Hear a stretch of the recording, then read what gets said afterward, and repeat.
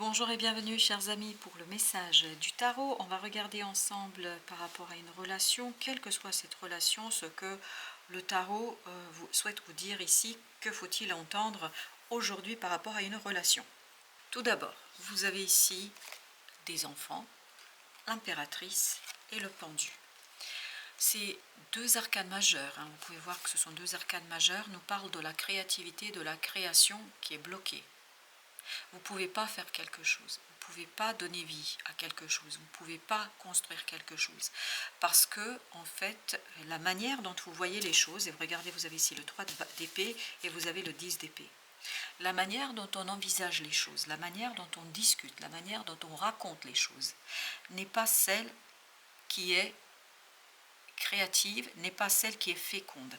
Il y a quelque chose qui est lié à cette absence de fécondité.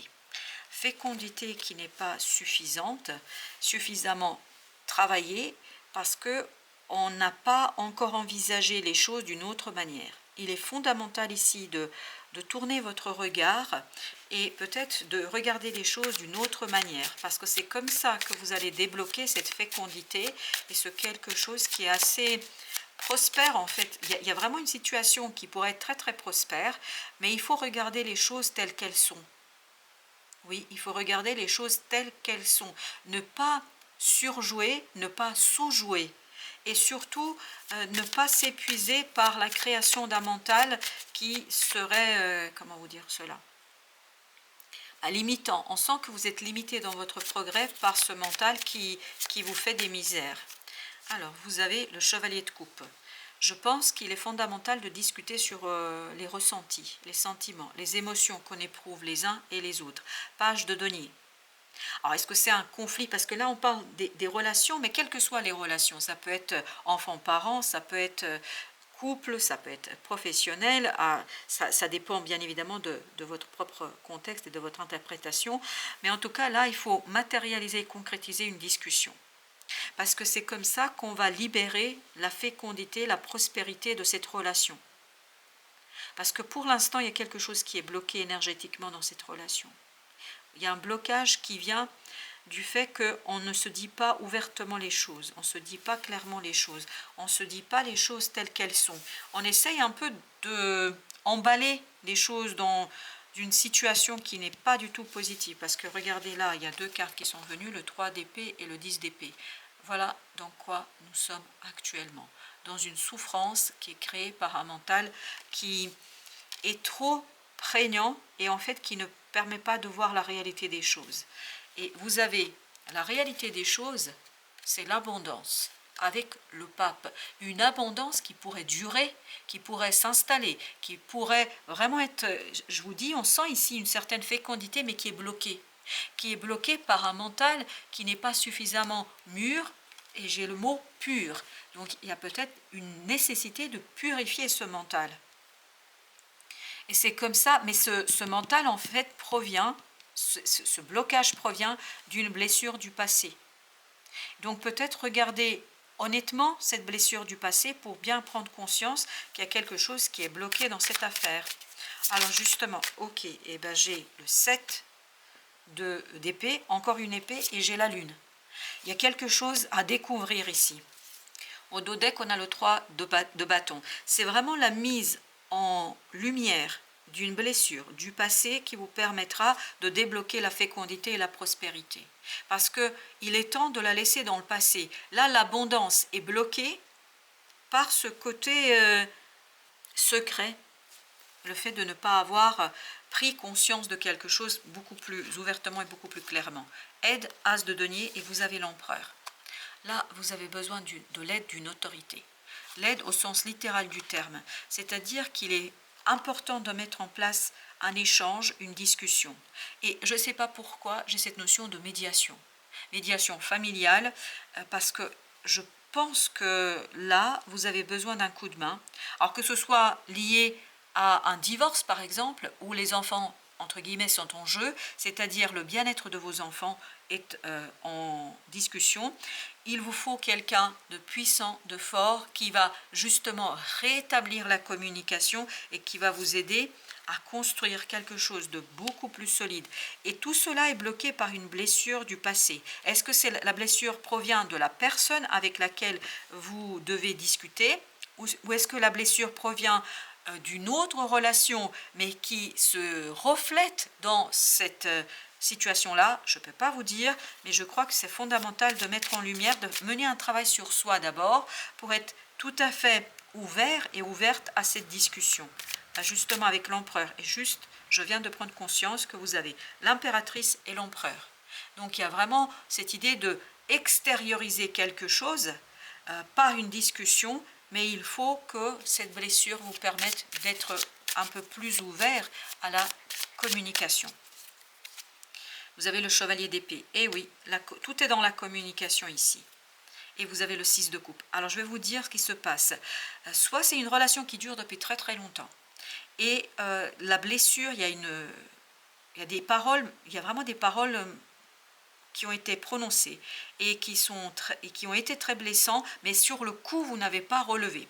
Ou c'est une situation du passé liée à votre passé d'enfance, où on vous a humilié, blessé, en tout cas avec des paroles sur lesquelles vous n'avez pas pu réagir et vous n'avez pas pu vous défendre. Et c'est ça qui est en jeu dans cette affaire. C'est ça qui est en jeu dans cette situation-là.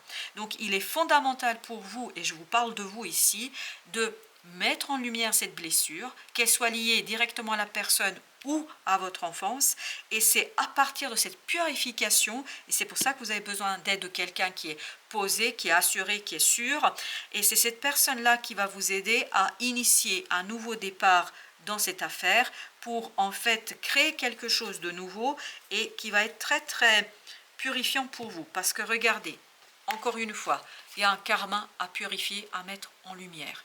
Parce que le soleil nous dit, il y a une libération de ce karma qui est fondamentale. Et comment vous allez vous libérer de ce karma? Par ce 7 de denier, par un bilan que vous avez posé.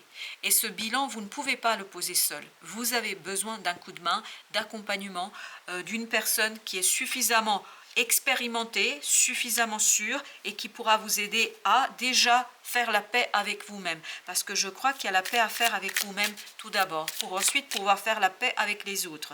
Et là, votre paix intérieure dépend tout simplement de la mise en lumière, enfin tout simplement, façon de parler, de la mise en lumière de cette blessure que vous n'avez pas digérée. Il y a quelque chose que vous n'avez pas digéré. Vraiment pas. Je pense que ça a été très très dur, mais vous avez fermé la porte au moment où ça s'est passé, comme si, ok, ça s'est pas passé, sauf que ça s'est passé. C'était là et ça vous a beaucoup touché. Et avec ce 7 de denier, vous avez le 10 de denier. C'est vraiment lié à un karma familial, il n'y a pas de doute. 2 d'épée, il y a des choses qui n'ont pas été dites, il y a des choses qui n'ont pas été exprimées, il y a des choses qu'il faut maintenant mettre en lumière pour vous libérer et pour faire quelque chose de beaucoup plus intéressant pour vous, parce que ça bloque ici votre abondance, votre prospérité. Alors, nous avons avec notre deuxième oracle, le cercle. Oui, c'est un cercle vicieux auquel il faut mettre un terme pour créer un cercle vertueux. Et vous avez la trahison. On sent ici, on sent qu'il y a quelque chose qui vous a fait beaucoup de mal. Vous vous êtes senti trahi, vous vous êtes senti blessé, humilié, je ne sais pas, il y a quelque chose de profondément fort et puissant, mais malheureusement, cette personne ne s'est pas rendu compte des dégâts qu'elle est en train de provoquer. Et je crois sincèrement, vous non plus. Vous ne vous êtes pas rendu compte des dégâts que ça allait créer. Et vous allez avoir ici les synchronicités, la santé. Oui, tout va se mettre en ordre pour que vous puissiez retrouver la santé de votre cœur, c'est-à-dire pour que vous puissiez vous libérer de ce karma inutile. Ok, et ben voilà, il y en a 2. L'injustice, et oui, on sent que... Et le syndrome du sauveur, voilà.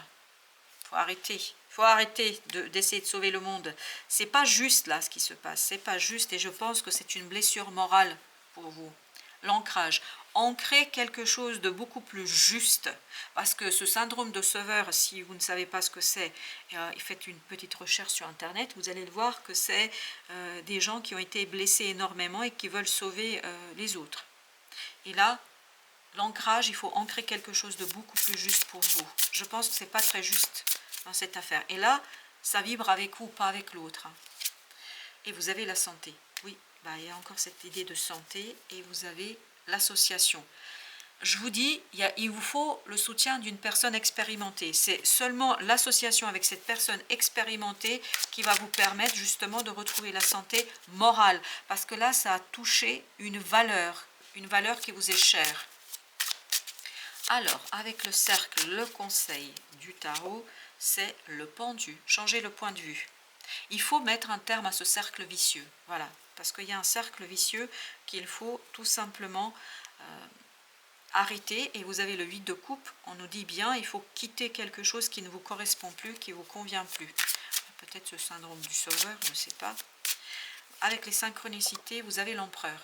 En fait, on va vous guider vers ce personnage, vers cette personne qui va vous permettre d'en finir avec quelque chose. Je pense que c'est une personne qui est expérimentée, qui sait comment vous accompagner jusqu'au bout. Et là, le 21 nous dit, c'est grâce à la présence et l'association avec cette personne-là que vous allez pouvoir mettre un terme à quoi? À ce karma qui bloque votre abondance, qui bloque votre prospérité.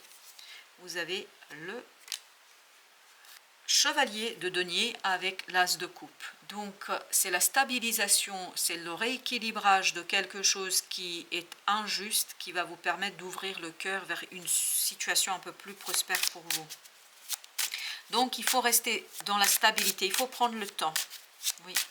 Et la santé, vous avez la santé provient de votre capacité à exprimer. Pour les deux personnes dans cette relation, il faut que les deux personnes arrivent à trouver les mots justes.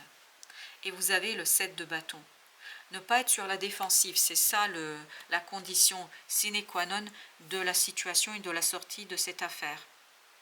Vraiment, c'est une condition indispensable. Il faut parler ouvertement, clairement, sans reproche, sans injustice et surtout quitter ce syndrome du sauveur. Et je crois que c'est vous qui avez le syndrome du sauveur, chers amis. C'est comme ça en tout cas que le message vibre. Voilà, je vous dis à très très bientôt pour d'autres messages de la vie et du tarot.